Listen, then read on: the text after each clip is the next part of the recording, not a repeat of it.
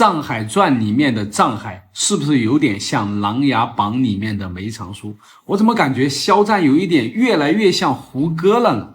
我说的像不是说长得像，而是说他的演绎之路啊，你们也不要误会，尤其是肖战的粉丝们。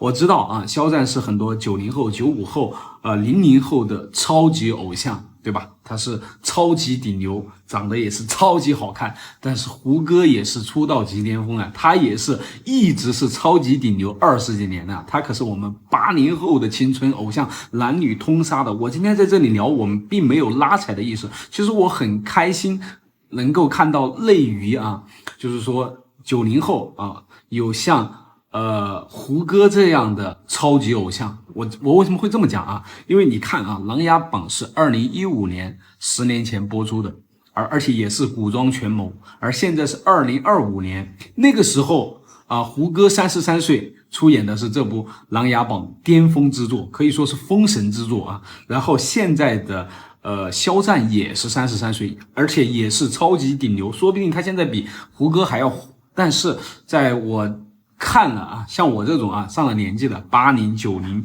00这一路过来，我看过太多的类于顶流啊。说实话啊，你要说现在还是在我心目中承认的那种啊不败之花、常青之树啊，那胡歌肯定算一个。而胡歌比肖战也大9岁。我之所以这么聊，是因为我今天刚看完那个《藏海传》啊，尤其是第3集、第4集啊，就是说这种古装权谋的味道非常的像。你说藏海要在平津侯身边获得他的信任，必须一个一个的干掉他身边的人，而且那个面试真的是太难了，那就是生死局，是吧？皇陵机关你破不了，你只有死在里面。之前的80个人全部死掉了。而梅长苏在《琅琊榜》里面也是一路过关斩将啊，打怪升级，就这种感觉非常的好。为什么呢？因为类于有不断的常青树接班人、超级顶流、实力、颜值、偶像，是吧？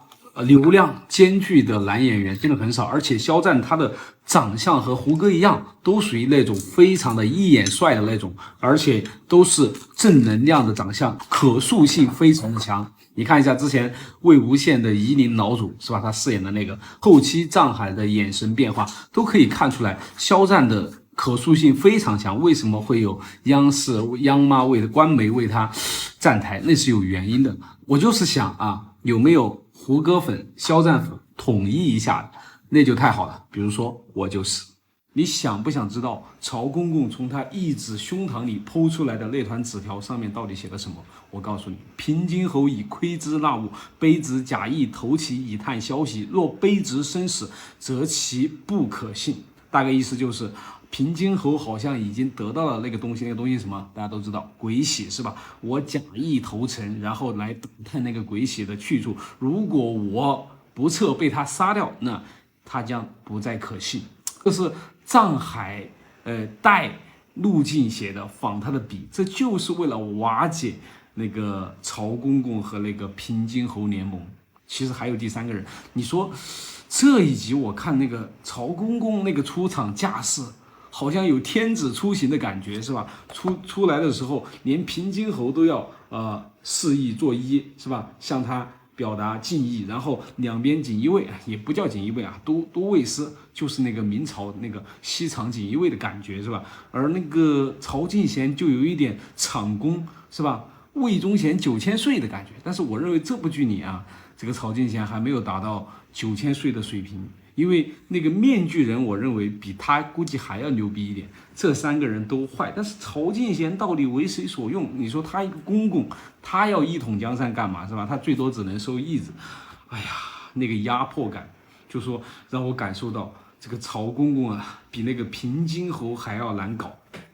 他一眼见到藏海就感觉他心神不宁，就被藏海他们冥冥中感觉这个人就是来找他报仇似的，对吧？这个识人相的能力，平津侯是远不及他的，是吧？藏海虽然被人改去眉骨，然后变了长相，但是还是能够让他想起10年前那个雨夜，那个他去把蒯夺一家人干掉，然后留下的这一些冤债。哎呀，这曹公公太厉害了，你们有没有问题都要把他诛杀。这就是啊，这就是剧中的第2反派了吧？第一反派，我现在都特别好奇，那个面具人到底是一个什么级别？难道真的是那个王爷？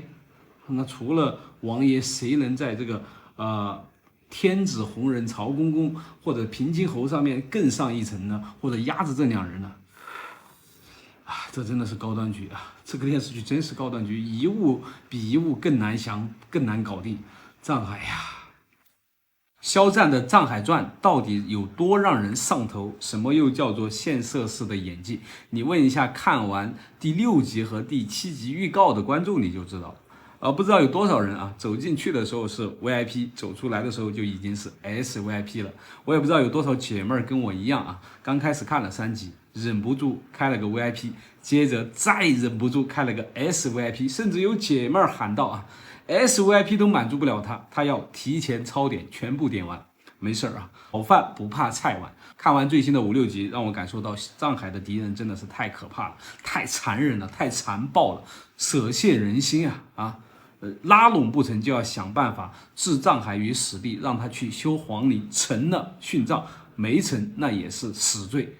哇，太毒了！这杨真和这楚怀民啊，你要知道啊，这还是平津侯手下的3头小怪兽啊！你说平津侯到底有多毒辣，你都不敢想象啊！藏海在接下来的复仇之路到底有多险象环生，而且第7集的预告堪称封神。平静的风感，那个破碎感，然后进皇陵而不死，哎，我已经很期待了。既然你弄不死我，我就要弄死你们。杨真、楚怀民，我已经想得到他们的结局了，好期待第7集、第8集。肖战至于现在的内娱到底是一个什么样的咖位？都说他是顶流，那我想知道他是不是顶流的天花板？在我心目中，我们80后顶流的天花板，比如说胡歌之类的啊，《藏海传》现在播出以后，他能不能成为顶流的天花板？这个《藏海传》有多夸张，你知道吧？不仅得到了官方的认证，央妈亲自下台打 call， 平台力推，然后线下地推也是极其的豪华夸张。就这部剧啊，到底好到一个什么程度啊？马上就要播出了，我非常的期待啊！我记得我看肖战的第1部剧啊，就是2019年的《陈情令》。那个时候的魏无羡夷陵老主，不知道迷倒了多少的青春少女啊！但是作为我们男人来说啊，欣赏男人，我觉得我欣赏到了他的玉面，他1.84米的身高啊，有一种陌上人如玉，君子世无双的感觉，鲜肉小生啊！没有想到时隔6年以后啊，和他合作的都是这样的大导演。你看啊，大年初一的侠之大者是吧？然后到今天和郑晓龙合作，而身边全部是老戏骨呀，是不是？演皇帝的，然后还有他的最大的对手演侯爷的黄觉，很期待这部剧播出以后，我相信啊，肖战就会成为顶流天花板。肖战在《藏海传》的7、8集杀疯了，说句讨打不好听的，这是我第一次感受到肖战的演技。不管你什么建设式演技、晋江式演技，我都不管。但是这一次，我是真的被肖战的演技所折服。以前我觉得他挺帅的、挺好看的，但是我没有想到他这么会演。他平静如水的哭，肆无忌惮的笑，一人单挑文武百官，就是要换杨真，对吧？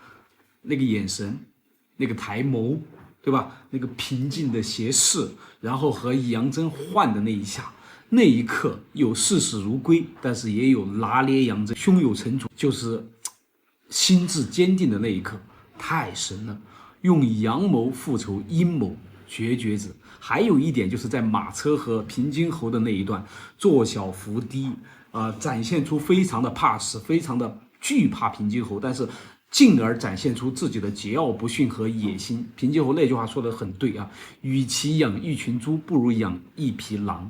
肖战既要是狼，又要是怕他的狼，这样他才能在平津侯身边，是吧？进一步的取得他所有的信任，掌握他所有的罪证。这个复仇真的是，那真的是卧薪尝胆，太牛逼了！今天这2集比我预想中还要精彩，7、8集。我下午拍了一个7、8集，我说今天你就会见证到第1单是吧？杀了某，但是没有想到比我想象的还精彩这么多，牛逼！肖战不再是偶像顶流，而是真正的实力派顶流演员。牛逼！《藏海传》的最新90集看了没？看完有什么感受？是不是觉得藏海有一点过于的激进了？是的，虽然在书房的地下室看到了自己的父母被剥皮炫炒了，但是你要压住自己的愤怒，对吧？你可以痛苦到反胃，但是你仔细想一想，平津侯是可以用武力杀的吗？用武力杀的话，怎么可能去让你学堪舆，让你学纵横之术呢？说实话，看完这2集，我突然带脑子了，对吧？很多观众边看边说，关公不会是坏的吧？你见过这么憨傻、这么憨厚的坏人吗？你看关公和那另外他一个小师傅，还有一点啊，就是我隐约的感觉到，我在看第9集的时候，我就感觉到那些逼迫他杀平津侯的人，就是平津侯自己，他就是在给藏海做局，就是来考验他的。但是藏海在那一刻被仇恨蒙蔽了双眼，可以理解，毕竟他也才20出头一小伙子。你看到自己父母的那一刻，我相信啊，仇恨大于一切。但是我更加的觉得他这一路好难呀，是吧？那个香案图也在算计他，但是这个香案图是谁了？如果你看了前面，你一思考，你会发现他就是那个真正的东夏郡主。因为出场小的时候给他2鞭的时候用的是鞭，而现在的枕楼之主香案图也用的是鞭子，这不就对上了吗？还有一点，谁家好人，谁家恩公常年戴个面具的？说的那3个坏蛋啊，平津侯还有掌印太监。另外一个人就是救肖战的这个人，这个人他既是和平津侯一伙的，也是政敌。为什么要教他，是吧？他之前的师傅为什么都是死奴？说明这个人也是个大人物，对吧？他不只是单纯的想干掉平津侯，而是要彻底的除掉平津侯，茁壮自己的势力，对不对？所以说这个人为什么当初能够直接从那个暗道里把他给拎出来，把小藏海，对不对？所以说你看啊，我觉得这个面具人绝对是最坏的 boss， 对不对？杀了你的全家，还要用留下来的小火种来颠覆自己这个坏人的内部集团啊！这季看着我脑子烧炸了，但是我越看我感觉我越聪明了。最后说一句啊，今天这2集的演技也同样是非常过关的啊！还有就是明天会更精彩，因为明天他要被庄二识破他的真实身份，对吧？明天庄二要和他结盟，是吧？和他一起干掉自己的老父亲老平津侯。就问你们激不激动，期不期待？天了，肖战在《藏海传》里是有演技牛逼症吗？你看一下这眼神，这一刻他眼里起码有3到5种情绪，我都猜不到哪一种情绪占主导。藏海说，对一个人最好的复仇就是摧毁他最大的希望。我认为不是，对一个人最好的复仇就是用他亲生儿子把他逼上绝境，用他亲生儿子来复仇。哇，最新这2集，藏海成功策缓了庄之行、庄二一起和他结盟，形成复仇者联盟，向庄如影、向平津侯以及平津侯的大夫人还有大儿子形成复仇。哇，太厉害了！这2集我感觉我都不敢相信藏海哪一句是真，哪一个笑容是真的，他真的出师了呀！天哪，他就是故意录伤口给庄之行看的吧？他就是要在庄之行面前承认自己就是智奴的身份，对吧？2个都有血海深仇，一个要为全家报仇，一个要为自己疼爱的亲娘报仇，是吧？你说这科目3他到底挂科了还是学到了没？人心人性啊，白冰六出老师教的不错呀，对不对啊？这已经不再是堪舆纵横之术了，这是拿捏人性，拿捏庄之行，太牛逼了啊！这一段我就这个反转我真没想到啊！我想着他会怎么去干掉平津侯，我没有想到他会利用他儿子啊！这个伏笔真的埋得好长呀，从10年前2个在地窖认识，对吧？然后还有一点，就上一集我不是说了，我说藏海还是太嫩了，也有点感性的，要提前解决掉平津侯。我觉得他就是故意用这个冒失之举来引出那个面具人，引出他师傅，因为他好像对他们的师傅也不太信任了。哇哦！